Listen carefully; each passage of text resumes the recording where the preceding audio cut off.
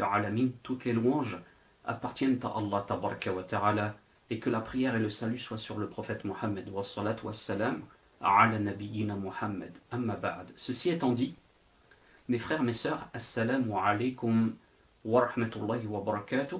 Bienvenue à vous tous et à vous toutes dans cette nouvelle vidéo Islam et culture.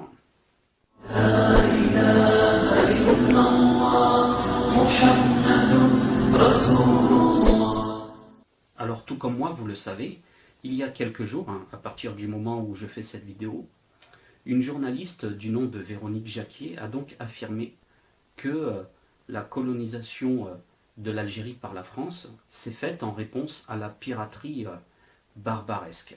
Elle a aussi affirmé qu'avant cela, la colonisation de l'Algérie par la France, eh bien l'Algérie, ce n'était rien, ça n'existait pas. Et pour enfoncer le clou, elle a aussi affirmé que la France a apporté énormément de belles choses à l'Algérie. Alors qu'Allah Tabaraka wa Ta'ala nous préserve de l'hypocrisie, du mensonge et surtout d'être ignorant concernant l'histoire, et très particulièrement l'histoire de la grande civilisation musulmane, islamique. Alors, concernant ces propos, le fait donc que l'Algérie, avant cela, n'était rien, n'existait pas, il ressemble aux propos des sionistes qui affirment que la Palestine, avant leur invasion de la Palestine musulmane, n'existait pas, n'était rien. Lorsque vous écoutez les sionistes, le peuple palestinien n'existe pas, ils sont arrivés en Palestine, il n'y avait personne, aucun Palestinien, et ils ont pris des terres qui n'étaient pas occupées, cultivées, etc. Alors l'histoire, c'est évidemment autre chose, la vérité, c'est qu'ils ont expulsé des millions de Palestiniens, volé des millions et des millions d'hectares de terres cultivables, et au nom du sionisme, cette idéologie raciste, arabophobe, islamophobe. Alors tout comme le sionisme, Véronique Jacquier occulte à ce désir d'occulter l'histoire du musulman, des pays musulmans, de cette grande civilisation qu'est la civilisation musulmane islamique. Elle prétend donc qu'avant l'arrivée des Français, l'Algérie, ce n'était rien.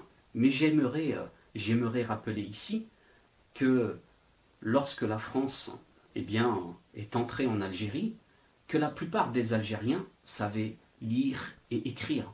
Plus de 90% des Algériens, avant l'arrivée de la France, pendant l'arrivée de la France, au moment de l'arrivée de la France, la plupart d'entre eux, plus de 90%, savaient lire et écrire. Il y avait des écoles, des oasis, des peuples différents, des cultures, des traditions. C'était cette nation qu'est l'Algérie, présentement, un oasis de culture, de tradition, un trésor de science, etc. Personne n'ignore cela. En tout cas, ceux qui ont étudié l'histoire, qui l'ont regardé de près. Et après 50 ans d'occupation, de colonisation de l'Algérie par la France, donc, plus de 90% de la population algérienne ne savait ni lire, ni écrire. Et on remarque ici, en effet, selon les dires de Véronique Jacquier, effectivement, la France a apporté de belles choses. Et elle a donc tout fait pour éloigner, empêcher aux musulmans d'Algérie d'apprendre la langue arabe, de savoir l'écrire, etc., etc. Et c'est pour cela, aujourd'hui, je salue ce retour de l'Algérie à la langue arabe littéraire. C'est une grande joie pour nous, les musulmans et les musulmanes, de constater que l'Algérie revient vers la langue arabe littéraire, la plus belle des langues. Et il faut l'étudier pour constater cela.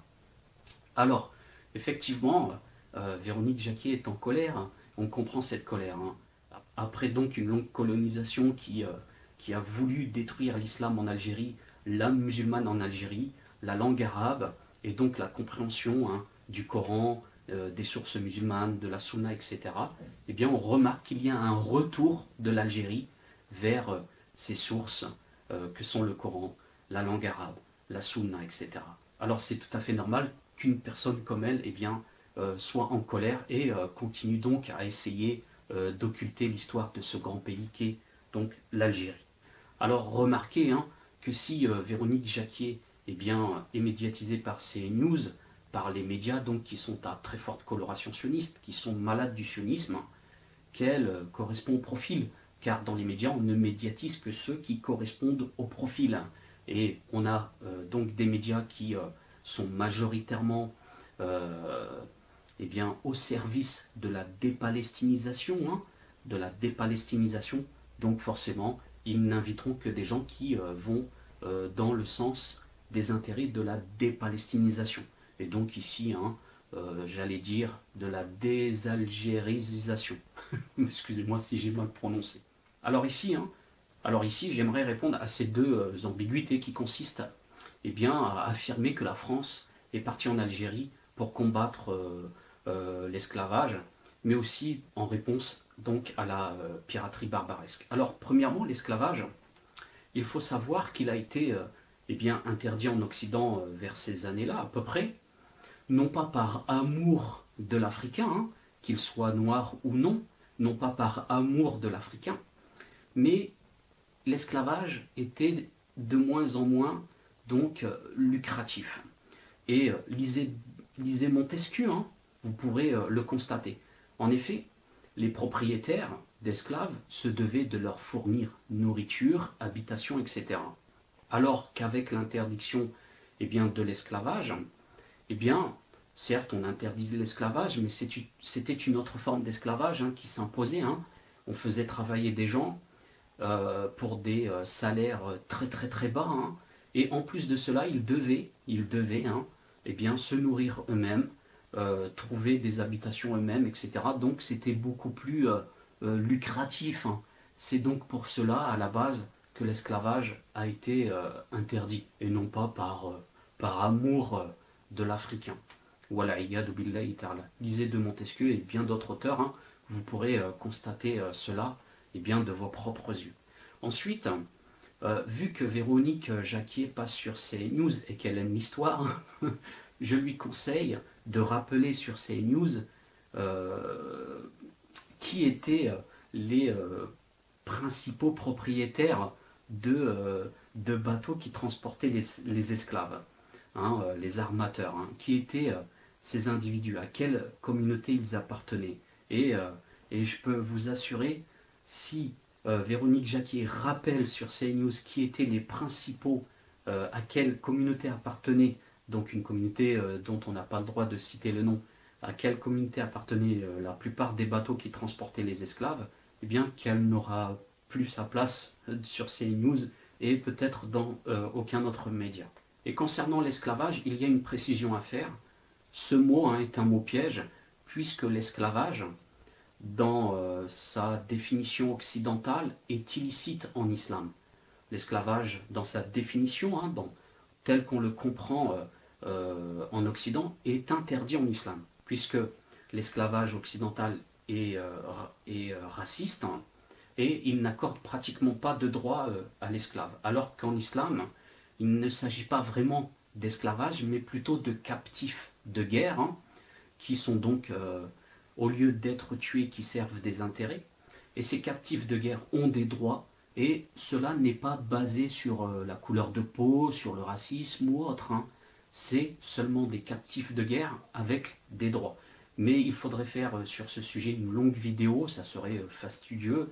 Et ici, hein, dans cette vidéo, je ne le ferai pas, peut-être plus tard, bi'idnillahi ta'ala. Alors, concernant maintenant cette ambiguïté de réponse à une piraterie barbaresque, hein, laissez-moi vous lire le texte suivant, qui évoque justement hein, le contexte de la piraterie barbaresque, la piraterie musulmane.